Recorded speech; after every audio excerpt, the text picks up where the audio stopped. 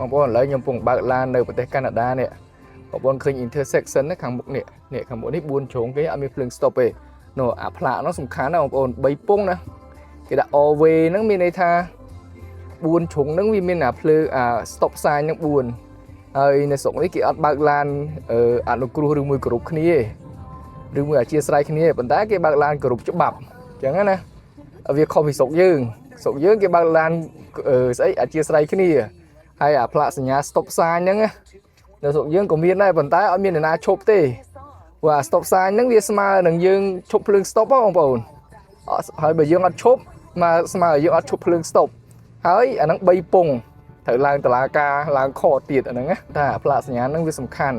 ហើយវាសំខាន់ដូចណាប៊ូតុង contact seller នៅក្នុង Snapview Marketplace យ៉ាងដែលបងប្អូនចុចទៅអាចងាយស្រួលតាក់ទងអ្នកទិញអ្នកលក់និយាយទៅវាផ្ដល់ភាពងាយស្រួលរវាងអ្នកទិញអ្នកលក់ណាអាចតាក់ទងគ្នាងាយស្រួល Download app Snapview ដើម្បីដាក់លក់និងទិញទំនិញអនឡាញប្រកបដោយភាពងាយស្រួលនៅក្នុង Snapview Marketplace